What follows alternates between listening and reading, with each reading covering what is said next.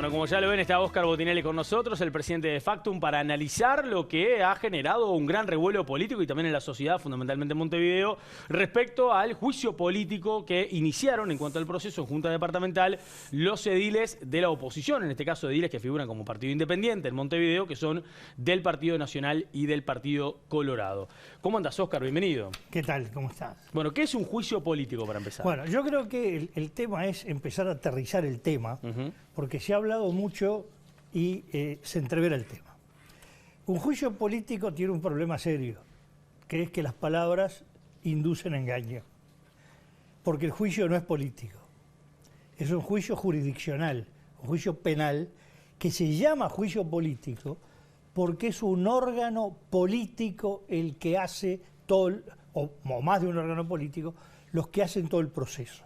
Pero lo importante que no es que se juzga por razones políticas, sino por razones jurisdiccionales. El juicio político, en inglés es un poco más exacto, el término es impeachment, que se traduce más como proceso de destitución, no se usa la palabra político, es el instituto moderno. La fuente principal es la Constitución norteamericana de fines del siglo XVIII. Y el tema del carácter jurisdiccional quedó absolutamente claro en el juicio madre que se usa en todos los estudios, que fue en mayo de 1868 contra el presidente de Estados Unidos, Andrew Johnson, que había sido elegido vicepresidente y llega al cargo cuando el asesinato de Abraham Lincoln, y estaba todos los problemas del fin de la guerra civil, llamada Guerra de Secesión, de Estados Unidos. El tema es así. ¿Contra quiénes se hace un juicio político? Bueno, el juicio político va contra el presidente y el vicepresidente de la República, contra los ministros de Estado, contra los senadores y diputados y contra los miembros de Suprema Corte de Justicia, Tribunal del Contencioso Administrativo, Corte Electoral y Tribunal de Cuentas. Ese es, digamos, el sujeto hacia el que va el juicio político.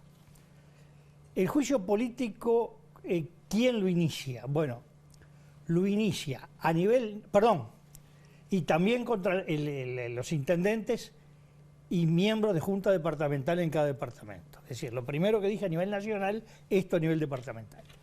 ¿Quién lo inicia? Bueno, a nivel nacional la Cámara de Diputados, técnicamente Cámara de Representantes, que resuelve ahí es por mayoría. Y contra intendente o ediles es la junta departamental del respectivo departamento por 1/3. Es decir, es más fácil la iniciación del juicio político departamental. ¿Cómo se inicia? Bueno, esto es muy importante. Se inicia por parte del órgano y voy a leer textualmente, haber conocido a petición de parte o de cualquiera de sus miembros. Haber conocido que delitos, violación de la Constitución u otros delitos graves, dice la Constitución, y la interpretación unánime de la cátedra, que violación de la Constitución es la violación que constituya delito grave. Primero, no cualquier violación de la Constitución. No, que mire, resulta que las mociones de orden del Consejo de Ministros no se pueden discutir y se discutieron, qué horrible. No, tampoco que sea un delito no grave. En este caso lo que ellos deducen es un delito por no asistir a la Junta. Bueno, tiene que ser delito que esté tipificado en el Código Penal como delito, claro, punto. No es así. O en la propia Constitución tipificado como delito. Como es una acusación de delito, hace 80 años la Constitución del 42 incluso hablaba con más exactitud, decía por traición, concusión, que en términos criollos es algo parecido a soborno, coima o algo por el estilo, o malversación de fondos. Estaba hablando de por dónde enfocar los delitos graves. Después le borraron esto y quedó violación de la Constitución u otros delitos graves, se cambia esto en el 52. ¿Qué quiere decir? ¿Cómo se formula la acusación? Bueno, primero es la acusación de hechos que constituyen delito. Por lo tanto, primero, tiene que haber un debido proceso. Este debido proceso supone que hay una articulación de hechos con precisión en la descripción, que tiene que estar la prueba de esos hechos y luego la tipificación de esos hechos como delito. Pero no cometió delitos, no, cometió el delito tal, cometió el delito cual. Por supuesto tiene que haber a su vez dar vista al acusado para que presente su descargo. Y eso constituye lo que podemos decir el expediente acusatorio. Pero además hay una frase muy importante. Tanto la Cámara de Diputados como la Junta Departamental, al hacer la acusación, tiene que declarar haber lugar a la formación de causa. Es decir, se abre un proceso de características jurisdiccionales. No es acuso para que se discuta, no. Declaro que hay lugar a la formación de una causa de carácter penal que juzga un órgano político. Esto es lo importante, la primera etapa, que es el inicio y la acusación. O sea que, a ver, los ediles en realidad interpretaron esta frase que recién decís, Óscar, que hay lugar a la formación de causa. Bueno, no conozco el expediente, supongo que deben haberlo interpretado. Ahora, ¿qué pasos debe dar el Senado y cómo concluye justamente este proceso? La acusación es ante la Cámara de Senadores. Sí. Entendamos una cosa, la Cámara de Senadores actúa como juez, no como órgano político. Estados Unidos son formalmente más prolijos, si se quiere decir, escenográficamente más prolijos, porque la sesión en que se hace un juicio político la preside el presidente de la Corte Suprema de Justicia. Y el oficial de justicia, al iniciar la sesión, a cada senador le toma un juramento especial en que cada senador debe jurar el decidir de manera imparcial. Como es un juicio, y ya acá hay vicios para es que para un lado y para el otro hubo senadores que van a actuar como jueces que antes de que el expediente se empiece a tratar ya emitieron pronunciamientos sobre lo que van a hacer. Eso, en cualquier procedimiento jurisdiccional, es prejuzgamiento e inhibe de actuar. Van a decir, qué preciosismo jurídico. Bueno, una de dos, o lo jurídico está encima de lo político o no. Si lo jurídico está encima de lo político y la Constitución implica en sustancia y en forma cumplirla, ningún senador debió abrir la boca antes de que llegara el expediente y se abriera el expediente y se viera cuáles son los hechos, cuáles son las pruebas y cuáles son estrictamente los delitos. Porque el tema es que tiene que estar precisado, porque el Senado no puede juzgar conductas ajenas a la acusación. Exacto. Tiene que juzgar estrictamente los delitos por los cuales formula la acusación. Digo, esto es muy importante. Ha empezado un poco esto de una manera un poco, digamos, desprolija para lo que es la sustancia de todo esto. Y citemos el caso madre de mayo de 1868. El tema es que el presidente Johnson quería un poco pacificar el país y tender puentes al sur derrotado. Y había una mayoría en las dos cámaras, los que llamaban republicanos radicales, que querían arrasar con el sur, vamos a decirlo en términos criollos. Cuando viene la acusación por un hecho fortuito contra Andrew Johnson, se elige justo, porque había muerto el titular, un senador por Kansas, un señor absolutamente desconocido antes y después, pero que pasa a la historia por Edmund G. Ross, que es elegido por los más fanáticos radicales, y él era un fanático radical. Y cuando llega al Senado descubre que va a actuar como juez, y que tiene que sopesar como juez, y que tiene que actuar con imparcialidad. Y pronuncia una frase en el momento. Ese fue el voto decisivo, el que salvó la presidencia de Andrew Johnson, por un voto, el de él.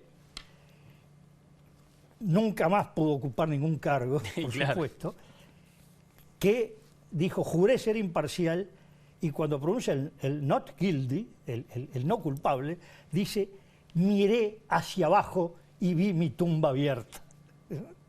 Y John Kennedy relata algo lateralmente el juicio a Andrew Johnson, hace una breve biografía de Edmund Ross y dice, ese desconocido, que había una calle en ningún lado que lleve su nombre, salvó el sistema constitucional norteamericano, porque actuó como juez independientemente del partido político al que pertenecía y de las razones por las que había sido elegido senador por el estado de Kansas. Muy bien, Oscar. Muy buen recuerdo, además, por cierto, de lo que pasó justamente en Estados Unidos en ese momento. Te escuchaba atentamente lo del tema de que tiene que haber una causa de un delito, si es que realmente violó el artículo o algún artículo de la Constitución de la República de la Intendenta. O del Código Penal. O del Código Penal. Y voy al artículo 285, que es lo que refieren ellos. Y el artículo 285 es: la Junta tiene facultad por resolución de la tercera parte de sus miembros de hacer venir a la sala a la Intendenta para pedirle recibir los informes que estime convenientes, ya sea con fines legislativos o de Contralor. El Intendente podrá hacerse acompañar por los funcionarios de su dependencia que estimen necesarios o hacerse representar por el funcionario de mayor jerarquía de la repartición respectiva, salvo cuando el llamado a sala se funde en el incumplimiento de lo dispuesto en el párrafo segundo del artículo anterior. ¿Qué dice el párrafo segundo del 284? Si éste no facilitara los informes dentro del plazo de 20 días, el miembro de la Junta podrá solicitarlos por intermedio de la misma. Claro, el tema es, uno, si se cumplió o no, cómo, cuándo, hay que estudiar. Son cientos o mil y pico de pedidos de informe. ¿No? Digo, uno no puede opinar sin estudiar. Uno de los constitucionalistas de mayor peso en Uruguay, que fue Martín Rizo, el sábado salió diciendo: acá no hubo delito. El tema está en que se demuestre por parte de la acusación que esa conducta, cómo existió, cómo no existió, primero, bueno, cuál es la acusación, es real que violó la Constitución o no, bueno, esa es una valoración que tiene que hacer el Senado, pero el otro es si eso constituye delito o no. Y ahí es donde cabe o no el juicio político. El juicio político puede desecharse, por ejemplo, no porque no haya habido una violación de la Constitución, sino porque aún habiéndolo habido, no hubo delito. Es decir, el tema delito, y en ese sentido el doctor Martín Rizo, un hombre de un nivel excepcional en la materia, fue muy contundente, ¿no? Y cuando uno analiza un juicio político muy famoso antes del golpe de Estado, que fue al senador Enrique Erro, uno encuentra en los antecedentes parlamentarios pronunciamientos de todos los constitucionalistas de la época, y el tema del delito y la prueba del delito y la forma de prueba de los hechos que constituyen la acusación como un elemento central. Y una cosa, no confundir esto con el desafuero. El desafuero tiene un parecido, pero es en la propia Cámara que es acusado un senador o diputado y sus pares son los que conceden o no el desafuero. Pero, por ejemplo, recuerdo que en el juicio político a Enrique Erro, Enrique Beltrán, un hombre que integraba el oficialismo de la época, estoy hablando de 1973, entre los elementos que consideraba que anulaba el pedido de juicio político es que estaban mal foliadas las hojas del expediente que se había enviado por parte de la justicia militar, o sea, esto invalida. Es decir, un concepto plenamente jurisdiccional. Si no está formalmente bien hecho, no puede seguirse adelante un proceso de esta naturaleza.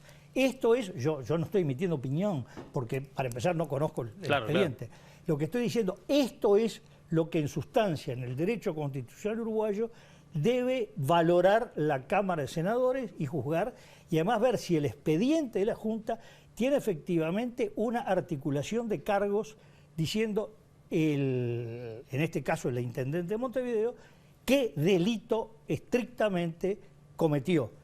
Delito que está en el Código Penal o de los delitos, que no son muchos, que están enumerados en la propia Constitución de la República. Impecable, Oscar. Muy ilustrativo y muy claro para que a la gente también le quede claro toda esta situación que se dio a partir del viernes y generó un gran revuelo en la política y de hecho también en la interna de la coalición.